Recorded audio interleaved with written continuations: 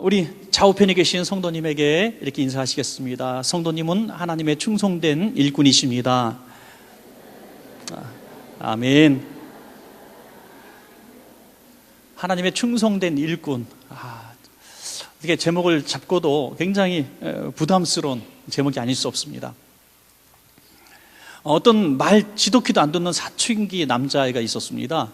그래서 참다가 아버지가 그러는 분이 아닌데 그냥 화가 나서 견딜 수 없어가지고 손에 잡히는 거 닥치는 대로 해갖고 아이를 좀 때렸어요.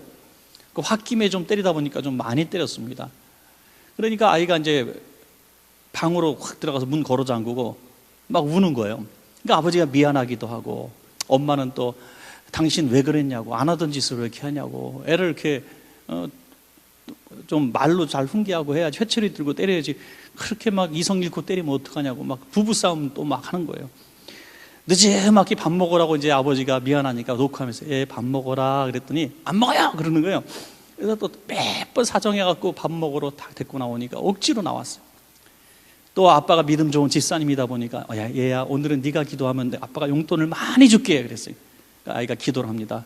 주님 어찌하여 원수의 목전에서 제게 밥상을 베풀어 주시나이까. 그래서 뻥 터지고 웃었다는 얘기입니다. 가정이 화해가 되어지고, 믿음 안에 사는 가정, 또 믿음 안에 기도하는 우리 자녀들이 있다면 어떤 상황과 형편에도 극단으로 치닫지 않는 것을 보게 돼요. 결국에는 하나님이 우리 안에 계시기 때문에 하나님이 구심점이 되셔서 모든 것 풀어주시는 것을 보게 됩니다. 오늘 월삭의 새벽 예배 때도 오늘 초등학생들 이렇게 기도하는데 오늘 한 20명 정도 4, 5, 6학년 아이들 이렇게 안수기도 한 것 같은데 참 좋더라고요. 아이들 이렇게 하는데 기도받는 자세가 애들이 거의 일정하더라고요. 그렇게 누가 교육을 저 뒤에서 시키고 왔는지 모르겠지만 두 손을 다 모으고, 적어도 양팔 이렇게 짝다리 짚고 주머니에 쏟는 아이는 하나도 없더라고요. 그래서 너무 이렇게 간절하게 초등학생들이 이렇게 기도받는 모습을 보면서 이런 자녀를 보유하고 계신 가정은 얼마나 행복할까. 이런 자녀를 둔 가정은 얼마나 행복할까 하는 생각이 이렇게 들었습니다. 어릴 때부터 신앙 안에서 이렇게 잘 자라는 우리 가정은 하나님이 특별히 뽑은 가정이 되지 않겠는가 이렇게 생각이 되어집니다. 바라기는 여기 계신 모든 분들의 가정이, 또 그런 자녀들이 계속해서 신앙의 이런 대를 이어가는 명문가 되시기를 간절히 축복합니다. 우린 충성한다고 하는데 이 충성이 사실 우리를 살리는 것이고 우리 자녀를 살리는 것이고 우리 미래가 열려지는 것입니다. 우리가 얼마나 하나님 앞에 충성하느냐에 따라서 우리 자녀들이 그 신앙의 세대를 물려받는다고 저는 믿습니다. 교회를 다닌다고 자녀가 교회를 다니는 게 아니고, 내가 충성하는 하나님의 일꾼이 될 때 자녀들이 신앙생활을 똑바로 하게 된다는 겁니다. 분명히 저는 이 차이점이 있다고 보는 거예요. 교회를 다니는 것이 아니라 하나님 앞에 충성하는 일꾼이 될 때 자녀들이 제대로 된 신앙인이 된다는 거죠. 그러므로 신앙생활을 우리가 몇 년 몇십 년 한 것이 중요한 게 아니라, 교회를 다니는 것이 중요한 것이 아니라, 내가 하나님의 일꾼으로 하나님 앞에 얼만큼 충성했느냐, 이것이 내 자녀들이 보고 있는 모습이라는 거죠. 아이들을 속일 수는 없습니다. 자녀들을 절대로 우리 속일 수가 없습니다. 우리 자녀들은 아이들이 어른들의 하는 것들을 그대로 보고 본받고 따라갈 수밖에 없는 것입니다. 여러분, 우리가 하나님 앞에 충성하는 일꾼이 되면은 우리가 특별히 아이들에게 그런 교육을 시키지 않아도 아이들이 다 안다는 거예요. 다 깨닫게 된다는 것입니다. 어떤 사람은 충성이 뭐냐라고 정의를 해보라 그러니까 죽도록 충성하는 게 충성이라 그래요. 그런데 죽을 때 잘 죽고 살 때는 살아야 되는데 그냥 무조건 죽으려고 하는 것도 충성은 아니라는 거죠. 그건 충성이 아닙니다. 어떤 분은 그렇게 얘기합니다. 한평생을 다 주님 앞에 드리는 겁니다 라고 얘기합니다. 주님이 그렇게 우리에게 말씀하시지 않아요. 한평생을 내게 다 다오. 그런 사람은 뽑은 중에 또 있을지 모르겠지만 우리 모두에게 그렇게 말씀하시는 건 아니에요. 그러면 우리가 다 목회자가 되든지 선교사가 되든지 그렇게 해야 되지 않겠습니까? 또 어떤 사람은요, 조금 더 가깝게 얘기를 합니다. 우리 그냥 교회에서 맡겨진 직분 충성하면 그게 충성 아닐까요? 라고 얘기합니다. 그러나 그것도 올바른 대답이라고 볼 수가 없습니다. 저는 오늘 본문을 통해서, 이 사도행전 본문을 통해서 바울이 두 양쪽인 극단 상황에서 어떻게 충성하는 모습을 보였는가, 이거 사례를 좀 이렇게 보았습니다. 여러분, 여러분들도 오늘 본문을 통해서 그 부분을 좀 보기를 원하는데요. 극단적인 두 가지 상황. 우리가 하나님 앞에 죽도록 충성한다고 하면요, 뭔가 평범한 사람보다 조금 고달픈 길, 마치 세례 요한처럼 광야에서 검소하게 또 살면서 메뚜기 석청 그런 거 먹어가면서 외치는 자의 소리로 살아가야 이게 충성이다. 저 아프리카나 오지 가서 죽도록 고생하면서 이렇게 선행을 해야 충성하는 것이다. 내 재산 다 포기하고 내려놓고 이렇게 헌신하는 게 충성하는 것이다. 뭐 여러 가지로 이렇게 극단적인 상황을 얘기하기도 하고요. 그러나 오늘 본문에서는 이 양극단의 상황, 이를테면 정말 죽음의 순교 위기까지 간 상황에서 어떻게 했는가, 또 다른 상황, 너무나 영광을 받을 만한 신으로 추대받는 그런 상황 가운데서 충성하는 사람은 어떻게 대처했는가, 이 두 가지를 우리에게 양극단을 보여줌으로 말미암아 하나님이 진짜 하나님 앞에 충성하는 사람은 어떻게 살아가는가 우리에게 보여준다는 것입니다. 우리가 인생을 살면서 정말 낭떠러지에 떨어질 때가 있고, 어떨 때는 굉장히 존귀한 위치에 올라서 존귀 여김 받을 때도 있습니다. 그 두 가지 상황 가운데 우리가 처할 때 오늘 바울과 또 바나바처럼 우리가 처신하면은 그 충성하는 사람의 그런 또 모형이 되리라고 생각을 합니다. 첫 번째 보니까 두 가지죠. 첫 번째는 고난 중에 어떻게 충성하는가죠. 고난 중에. 두 사도는 안디옥에서 복음을 전하다가 이제 유대인들에게 쫓겨나게 됩니다. 그래서 이고니온까지 이제 가게 되는데요.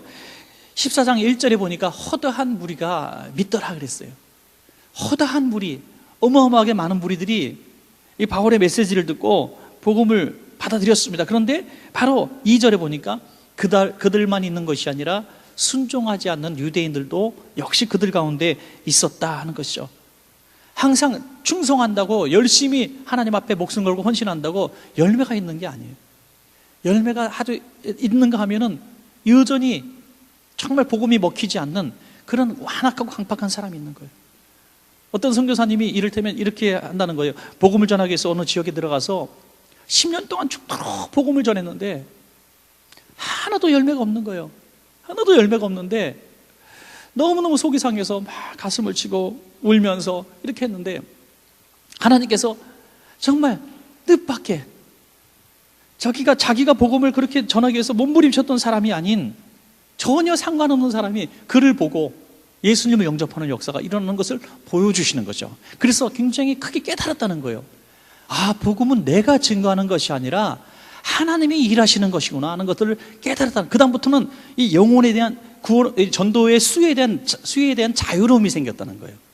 너 몇 명 전도했어? 너 몇 명 구원했어? 이게 너무너무 힘든 거예요. 너무 힘든 거예요. 그러니까 제일 하지 말아야 될 어리석은 질문 중에 하나가, 선교사님이 선교지 가서 몇 명 복음 증거하셨습니까? 이거예요. 그리고 또 저 농어촌에서 목회하시는 분, 섬의 인구 13명 이런 데에서 복음 30년째 신앙생활 목회하시는 분에게 교회 많이 부흥하셨어요? 이렇게 물어보는 게 얼마나 어리석습니까, 여러분? 그러니까 우리가 선교사님 그곳에서 살아가면서 그곳에서 그냥 사명 따라 충성할 뿐이죠. 허다한 무리가 믿을 수도 있고 또는 방해하는 무리만 가득 찰 수도 있는 것입니다. 충성은 뭐냐? 어떠한 고난의 상황 가운데서도 하나님이 보내신 자리에 있는 것이 충성이라는 것입니다, 여러분. 그래서 저는 충성은 순종과 불순종의 차이에서 나온다. 순종하는 사람은 충성하는 사람이고 불순종하는 사람은 불충하는 사람이다. 이렇게 보이는 것이죠. 5절에 보시면 이방인과 유대인과 그 관원들이 두 사도를 모욕하며 돌로 치려고 달려든다. 이게 하는 부전이 나오죠. 달려드니 모욕을 했습니다. 멸시를 하면서 돌로 치려고 달려듭니다. 여러분, 자, 우리가 성경을 전혀 지금 이해하지 못하고 모른다고 생각하고 제가 질문을 드릴게요. 우리가 단기 선교를 갔어요. 우리 원천교회 성도님들이 제가 어디에 인도네시아 같은 데 갔다고 칩시다. 자, 복음을 증거하는데 위험한 지역이에요. 사람들이 야, 이 돌로 들어서 어디 니네 나라에서 나가는 복음 증거하지 왜 여기 가서 복음 증거하냐고 돌로 들려고 막 치려고 해요, 여러분을. 자, 그래 어떻게 하는 게 충성일까요, 여러분? 만만하게 강도사님 어떻게 하시겠어요? 주여, 오늘이 순견날이군요. 영광 할렐루야. 오늘 주님을 만나 뵈올 날입니다. 여우 같은 우리 사모하고 우리 토끼 같은 우리 자녀들 하나님 책임져 주옵소서. 이렇게 기도할 거예요? 우리는 이런 상황 가운데서 애까지 죽으면 죽으리다, 무조건 그렇게 막 부딪혀야 이게 충성하라고, 우리 충성이라고 우리 상식 속에 너무 깊이 박혀 있어요. 그런데 여러분, 성경에 보니까 바울이 도망했다고 나와 있어요. 아유, 갑자기 바울 선생님한테 좀 제가 죄송한데요, 하여튼 바울이 도망했어요. 도망했는데 이 도망이 하나님의 음성에 따라 순종한 것으로 믿으시기 바랍니다. 순교는 아무 때 하는 게 아니에요. 아무 때나 목숨 걸고 덤벼드는 게 아니라는 거예요. 하나님께서 순교의 때도 다 예정해 놓으신 거예요. 싸울 때는 싸우고 피할 때는 피하도록 그 음성을 듣는 것이 충성하는 사람이라는 거예요. 충성은 내가 하고 싶다고 하는 게 아니라 하나님이 하라면 하고 하지 말라면 하지 않는 거예요. 하나님이 내 입술을 주장하실 때 내 입을 꼭 막고 있으면 내가 말하지 않는 거고, 하나님이 지금 너 생명이 유독해도 말하라 하면 말할 수 있는 것이 바로 충성인 줄로 믿습니다. 여러분, 예수님께서도 마태복음 10장 23절에 보니까 너희가 이 마을에서 복음을 증거할 때 너희를 대적하거든, 너희를 박해하거든 저 동네로 피하거라, 이렇게 말씀하셨다는 거예요. 항상 그런 사례가 있는 것이 아니라 예수님이 이렇게 파송하실 때 그 상황 가운데 있었습니다. 그러나 그 이후에 모든, 예수님의 부활 승천하신 이후에 모든 제자들은 피하고 도망가지 않았습니다. 예루살렘으로 다시 올라가서 십자가를 졌고 베드로는 거꾸로 매달려 순교했다는 사실입니다. 하나님이 순교해야 될 때와 피해야 될 때를 말씀해 주시는 것입니다. 이것이 예수 그리스도의 제자된 우리의 삶의 고난 가운데 우리가 배워야 될 충성하는 사람들의 어떤 태도라고 생각을 합니다. 사도행전 14장 19절 보니까 유대인들이 안디옥과 이고니온에서 와서 무리를 충동하니 그들이 돌로 바울을 쳐서 죽은 줄로 알고 시외로 끌어내치니라. 자, 여기서 바울을 돌로 쳤습니다. 그래서 죽은 줄 알고 갖다 버렸는데 바울이 다시 일어났습니다. 회복되었습니다. 살아났습니다. 자, 그렇다면 이런 상황 가운데서 우리는 어떻게 하는 것이 또 충성이라고 생각합니까? 하나님이 좀 피하라 그랬을 때는 열심히 피했는데 지금 바울은 다시 옷을 툴툴 틀고 일어나서 자기를 돌로 쳤던 그 성으로 다시 들어가는 모습을 우리에게 보여주고 있는 것입니다. 피할 때가 있는가 하면 순교의 자리로 또 걸어서 들어갈 때가 있는 것입니다. 왜? 바울은 철저하게 하나님의 음성에 순종했다는 것을 우리에게 보여주고 있는 것입니다. 자기 목숨이 두려워서 도망가지 않았다는 것을 이 본문을 통해서 이렇게 분명하게 확실하게 증명해 주고 있는 것입니다. 그리고 그 고통 가운데서 그 다음날 30km나 떨어진 곳으로 그 험한 길을 또 떠나서 전도여행을 떠나는 이런 모습을 보게 돼요. 너무나 숙연해지지 않습니까, 여러분? 이런 것이 충성이라는 거예요. 충성이라는 것은 비가 오거나 눈이 오거나 어떤 상황의 형편에 따라서 내 마음대로 결정하는 것이 아니라 하나님이 하라면은 하는 것이고 하나님이 하지 말라 그러면 하지 않는 거예요. 얼마 전에 그 세계로 금남교회라고 저기 주성민 목사님, 그 목사님의 그 메시지를 잠깐 제가 들었는데요, 그분이 그런 얘기를 하시더라고요. 가기 교회 성도 중에 전도대원 한 분이 계신데 날마다 전도를 나가시는데 어떤 날은 좀 나가지 말라 그래도 나간다는, 어떤 날인가 하면은 천둥이 치고 비가 오고 막 눈보라가 치는 날인데 굳이 나간다는 거예요. 그래서 나가지 말라고 오늘 전도대 쉽니다, 아무도 나가지 못하게 했는데 그 사람은 나간다는 거예요. 뭐 항상 그런 건 아니지만 뭐 그렇게 고집 부리고 나갈 때가 있다는 거예요. 그래서 모든 사람들이 좀 심하다, 저렇게 할 필요가 없는데 나가 전도했습니까? 전도 한 명도 못했대요. 근데 또 나가요. 그래서 사람들이 왜 이렇게 어리석냐, 좀 이게 상황에 맞춰서 해야지, 이렇게 책망을 했는데 이 주 목사님이 하시는 말씀은 본인도 그게 사실은 꼭 옳다고 생각하진 않는데요. 그런데 놀라운 것은 희한하게 하나님이 그 사람에게 영혼을 붙여주신다는 거예요. 그래서 그분이 전도왕이 된 거예요. 전도를 실제로 막 나가서가 아니라 사람들이 그분에게 와서 붙는다고 하는 거예요. 너무나 신기하다는 거예요.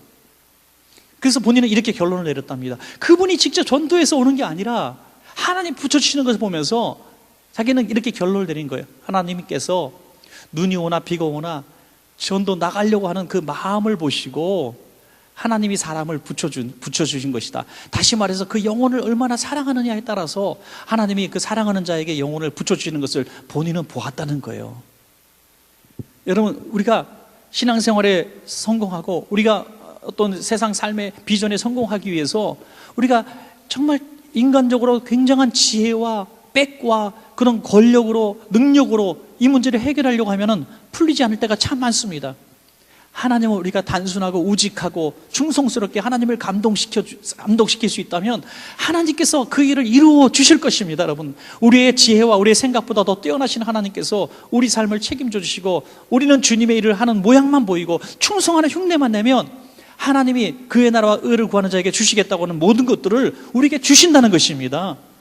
이게 충성이라고 하는 거죠. 충성. 가장 지혜롭고 가장 뛰어나게 가장 멋지게 하는 것이 충성이 아니라 우직하게 하나님의 말씀대로 순종하는 것입니다.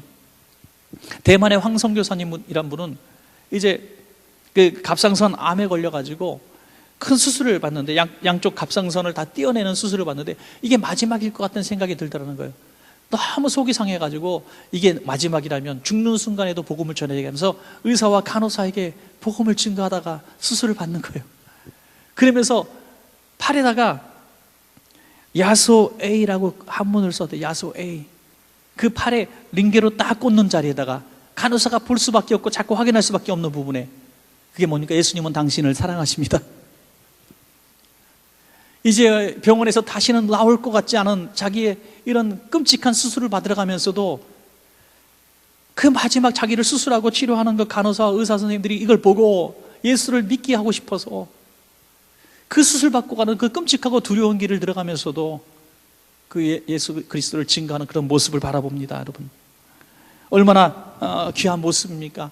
이런 분들 앞에 우리가 과연 충성이라는 단어를 우리 삶에 붙일 수 있겠는가 하는 거죠. 사랑하는 여러분, 이 충성은 바로 이런 마음입니다. 한 영혼을 생각하는 마음입니다. 저는 여기서 깨달았습니다. 사도 바울이 왜 다시 돌로 쳤던 성으로 들어갔는가? 이것은 철저하게 이타적인 마음이었다는 거예요. 사도행전 14장 23절에 그 이유가 나와 있어요. 22절부터요. 제자들의 마음을 굳게 하여 이 믿음에 머물러 있으라 권하고, 또 우리가 하나님의 나라에 들어가려면 많은 환난을 겪어야 할 것이라. 거기 있는 성도들을 위로합니다.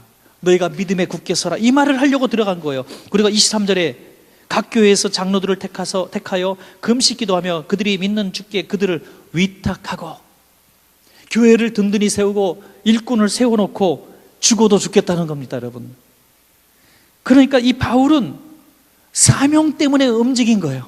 사명 때문에 피하기도 하고 사명 때문에 목숨 걸고 들어가기도 한다는 것이죠. 그럴 때 하나님께서 세상을 이기는 이 담대한 장수로 삼아주신 것입니다. 시편 37편 5절에 너희 길을 여호와께 맡기라, 저를 의지하면 저가 이루시리라 말씀해 주신 것입니다. 사랑하는 여러분, 고난의 자리에 있다고 해서 거기에 꼭 들어갔다고 해서 충성은 아니에요. 우리가 교회에서 남들이 다 꺼리는 힘든 일을 우리가 많이 했다고 해서 그걸 꼭 충성으로 보신다는 건 아닌 거죠. 하나님이 내게 명령하신 그것을 순간순간 순종하는 것이 충성인 줄로 믿습니다. 이게 충성인 거예요. 우리가 남들이 볼 때 야, 저분 대단한 충성이다, 어마어마한 충성이다, 이렇게 육체적으로 과한 중량으로 과한 어떤 업무를 감당한다고 해서 충성이 아니라는 거죠. 여러분에게 주시는 하나님의 세미한 음성이 있다면 그것을 내가 얼마나 순종하고 내가 얼마나 따랐는가가 내 순종의 잣대라고 하는 것이죠. 사랑하는 여러분, 우리가 얼마나 많은 세월 동안 많은 하나님의 음성에 우리가 순종해 오셨는지 아니면 불순종했는지 저는 모릅니다. 그것이 충성과 불충성의 중요한 이유가 된다는 거예요. 저는 한평생을 주님 앞에 정말 거룩한 삶을 살고 몸부림쳤던 사람 중에 한 사람이 마지막 임종 직전에 눈물을 흘리며 하나님, 저는 불충한 종입니다 라고 고백하는 것을 듣습니다. 아니, 목사님 같은 분이 그런 말씀하시면 우린 다 죽으라는 말입니까? 아니야, 나는 너무 사람을 의식했어. 너무 사람을 의식했어. 하나님 보실 때 나는 죄인이야 라고 고백하는 거예요. 너무 사람, 법, 이 틀 안에서 내가 거룩한 삶을 살려고 몸부림치고 그러다 보니까 내가 이거 충성인 줄 알았더니 그게 충성이 아니었다는 것을 이후에 깨달았다는 거죠. 사랑하는 여러분, 어떤 고난의 자리에서라도 두려워하지 마시고, 또 하나님께서 내게 고난의 자리에서 피하라 하시면 또 피할 줄 아는, 순간순간 하나님의 음성에 순종할 줄 아는 저와 여러분 될 때 충성하는 종이라고 인칭받을 줄로 믿습니다. 마지막 두 번째로, 이제 영광 중에 어떻게 할 것인가. 8절 말씀입니다. 루스드라의 발을 쓰지 못하는 한 사람이 앉아 있는데 남에서 걷지 못하게 되어 걸어본 적이 없는 자라. 여러분, 한 번도 걸어보지 못한 사람이 있었습니다. 우리가 그 사도행전 3장에 보면 미문 앞에 구고라는 그 걷지 못하는 사람의 얘기가 나오는데요, 동일 인물이라고 얘기하는 사람도 물론 있습니다만은 조금 다른 부분이 있죠. 그것은 어떤 방법이나 이런 것들이 좀 많이 다르죠. 또 인물도 다르고요. 또 이분에게는 내가 일어나라고 말씀하셨고, 사도행전 3장에서는 손을 잡아 일으키면서 주 예수 그리스도의 이름으로 일어나 걸으라, 나사렛 예수 이름으로 일어나 걸으라고 명령했죠. 이게 좀 차이가 조금 있습니다. 이 루스드라의 발을 못 쓰는 사람은요, 조금 더 다른 부분이 하나 있는데, 그거 뭐냐면 말씀을 듣고 믿음을 갖고 있었던 사람이라는 것이죠. 믿음 있는 사람에게는 일어나 걸으라 하면 일어나는 것이고요, 믿음이 약간 긴가민가 하는 사람은 손잡고 땡겨야 일어나는 거예요. 이게 차이가 좀 분명히 나오죠. 여기 보면 사도행전 14장 9절과 10절에 보면 바울이 말하는 것을 듣거늘 바울이 주목하여 구원받을 만한 믿음이 그에게 있는 것을 보고, 그에게 말씀을 듣는 중에 믿음이 생겼습니다.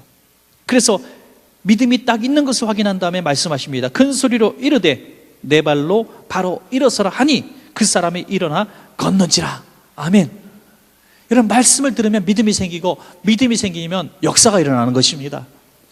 저는 요즘에 우리 교회에 심상치 않은 믿음의 기운이 흐르는 걸 보면서 정말 너무너무 감사합니다. 제가 뭐 허경영은 아니지만 하여튼 이런 우주의 기운이 지금 있는 걸 느껴요. 다른 얘기지만 허경영이 최근에 무슨 얘기를 하냐면 2030년에 자기가 황제가 될 거래요. 황제가 돼가지고 국회의원 300명 다 잘라버리고 100명을 자기가 뭐 뽑겠다나 어쨌거나 별소리를 다 하더라고요.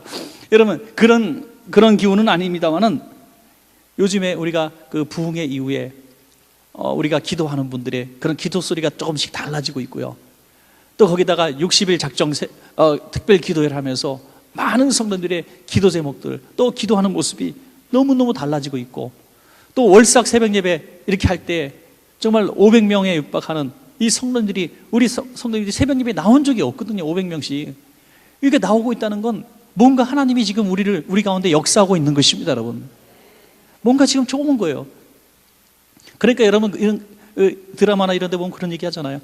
지금 좋은 기회지 않냐, 그런 말이 어려워요. 정말 우리가 좋은 기회예요. 파도가 칠 때 보면, 서핑할 때 파도가 있을 때 서핑을 하는 거 아니겠어요? 우리가 큰 물결, 의뢰의 물결이 성도님들이 지금 이렇게 움직이고 있을 때 같이 조금만 힘을 보태면 우리는 큰 신앙의 성장을 할 수가 있는 것입니다. 여러분, 지금은 구원의 날이로다 하시는 말씀이 있는 것처럼, 은혜 받을 때라고 말씀하시는 것처럼, 우리가 지금 이 기도에 편승하고 같이 우리가 나아갈 수 있다면 금년 내에 뭐 큰 역사가 우리 가운데 반드시 일어날 줄로 믿습니다. 여러분, 오늘 이 역사를 일으켜서 이 사람을 이렇게 세우니까 사람들이 그들에게 찾아와서 스스와 험해다 라면서 제사를 드리려고 하는 거예요. 제사.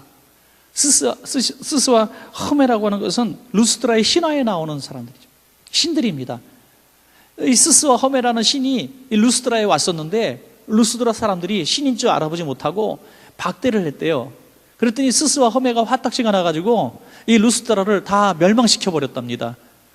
그런데 멸망시키는 중에 그 농부인 빌레몬과 바오시스라고 하는 두 사람이 있는데, 이 사람은 이분들을 알아봐서 또 섬겼대요. 그래서 그 둘만 살려줬대나?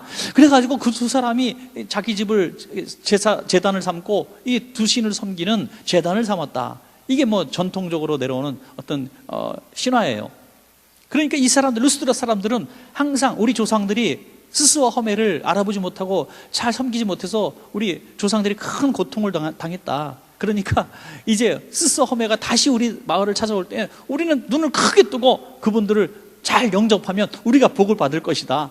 이런 생각들을 늘 하고 있었는데, 두 사람이 이 기적을 일으키는 걸 보니까 저분들이구나 했던 거죠. 이런 상황 가운데서 내가 그인이라 그러면 끝장나는 건데, 완전히 신이 되는 거예요. 하고 싶은 거 다 할 수 있습니다. 그러나 바울과 바나바는 옷을 찢으며, 너희가 이런 모습 때문에 왔는데 너희가 왜 이런 제사를 하냐? 우리는 오직 예수 그리스도를 증거하기 위해 왔다. 구원자는 그분밖에 없다면서 모든 영광 하나님 앞에 올려드리는 이런 모습을 보게 되는 것입니다. 여러분, 진짜 충성하는 사람은 영광의 자리에서 하나님께 영광을 돌리는 사람인 줄로 믿습니다, 여러분. 이게 믿음 있는 사람의 모습이죠, 여러분. 사도행전 12장 1절에 보니까 헤롯 왕이 자기가 하나님께 영광을 돌려야 될 그 하나님의 영광을 자기가 취할 때에 충이 먹어 죽으니라 그러잖아요. 충이 먹어. 급성 어떤 복막염이라고 하는 사람도 있고요. 어쨌든 이 내장의 기능이나 이런 것들이 마비가 되고 떼굴떼굴 굴다가 죽었다고 하는 얘기가 있습니다. 하나님의 영광을 자기 것으로 취하는 사람은 하나님이 교만한 자를 이렇게 멸하는 것을 보게 되는 것이죠. 저는 사도행전 12장 23절에 이 헤롯이 죽으니라 하는 그 다음 구절이 24절인데요. 거기는 뭐라고 나와 있냐면 하나님의 말씀은 흥왕하더라 하는 말씀이 나와요. 교만한 자는 죽고 겸손한 자가 선포한 말씀은 흥왕하는 것입니다, 여러분. 하나님 앞에 충성된 사람은 모든 영광 하나님 앞에 올려드리는 겸손한 사람인 것입니다. 사랑하는 여러분, 우리가 사도 바울이 늘 이런 사상을 갖고 있었죠. 나는 무익한 자다. 무익한 자다. 무슨 일을 해도, 하나님 앞에 큰 일을 해도 나는 무익한 자라. 무익한 자라. 오직 하나님의 은혜라. 나는 빚을 갚는 것에 불과했다. 이렇게 말하는 것입니다. 사랑하는 여러분, 우리 원천교 성도님들은 정말 어마어마한 충성을 다한 후에라도 어떤 영광 받을 순간에 하나님이 하셨습니다. 아니, 옷을 찢어가면서 하나님이 받을 영광을 내가 취할 수 없습니다. 이렇게 말할 수 있으면 참 좋겠어요, 여러분. 정말입니다. 저는 그런 역사가 일어난 적이 없는데 좀 하고 싶어요. 제가 기도할 때 남에서부터 걷지 못한 사람이 좀 일어났으면 좋겠고요. 예. 또 여러분들 눈 못 뜨는 사람이 한 번만 탁 안수하면 눈을 떴으면 좋겠어요. 그래서 여러분들이 야, 정말 하나님이 쓰시는 세계 최고의 종이시구나 칭송할 때 모든 영광 하나님께, 나 이랬으면 참 좋겠는데 그런 기회가 별로 안 생겨가지고. 예. 여러분, 우리가 정말 우리가 영광 받을 자리에서 하나님께 영광 돌린다는 거, 이거 안 해본 그 지경에 안 올라가서 그렇지요. 만약에 우리가 정말 그런 능력이 나타나고 사람들이 다 신처럼 바라보고 우리의 물질과 재산과 지식과 지혜와 권력이 생겨서 사람들이 내 앞에서 다 굽신거리는 그런 순간이 왔을 때, 과연 내가 옷을 찢으면서 모든 영광 하나님 앞에 올려드립니다 말할 수 있는 사람이 과연 이 땅에 몇 명이나 있을까? 없을 때는 감히 말할 수 있지만은 정말 그런 위치에 올랐을 때 그렇게 말할 수 있는 사람이 얼마나 있을까? 여러분, 참으로 이건 어려운 일입니다. 얼마나 사람이 이런 대우받는데 익숙한지 알 수가 없어요. 예. 점심 때 우리 미국에서 목사님 한 분 오셔서 같이 차 마시고 친구 목사들 와서 차를 같이 마셨어요. 5명 같이 차를 마시면서 카페에서 차를 받아갖고 이제 제 방으로 가지고 내려오는데 누구 시킬 사람이 없어요. 차집사님 물론 있었지만 차집사님 시킨다고 할 사람도 아니고, 하여튼 제가 그 커피잔을 이렇게 쟁반에다 5개를 들고 제가 제 방까지 쫄래쫄래 이거 배달을 하는데 제가 어느 순간 딱 생각하는 게, 야, 이렇게 해본 지가 진짜 오랜만인 거예요. 항상 집사님들이 항상 날라주시고 우리 교회에서도 권사님들이 항상 수고해 주시고 봉사해 주셨지, 제가 이 잔을 들고 5개 커피 잔을 들고 제가 이렇게 쟁반 들고 제 방까지 막 교회를 내려간다는 걸 해본 적이 참으로 오랜만이었던 거예요. 어색하지만은 정말 내가 어느덧 이렇게 대우받는데 익숙해졌구나. 제 마음속에 솔직히 조금 회개가 비스무리한 게 나오더라고요, 여러분. 사랑하는 여러분, 이렇게 못난 게 우리 인생인데 하나님 앞에서 늘 낮아집시다, 여러분. 늘 겸손하고 늘 초심을 잃지 않고 늘 하나님이 하셨습니다라고 늘 겸손한 자리에서 우리가 정말 대걸레 들고 정말 우리가 쓰레기통도 뒤져볼 줄 알고 이렇게 할 수 있다면은 하나님이 우리를 과연 너는 충성된 자다 이렇게 인정하시면서 우리를 주님 만날 때까지 또 우리 자손들이 인정할 만큼 귀하게 쓰시는 큰 인물 될 줄로 믿습니다.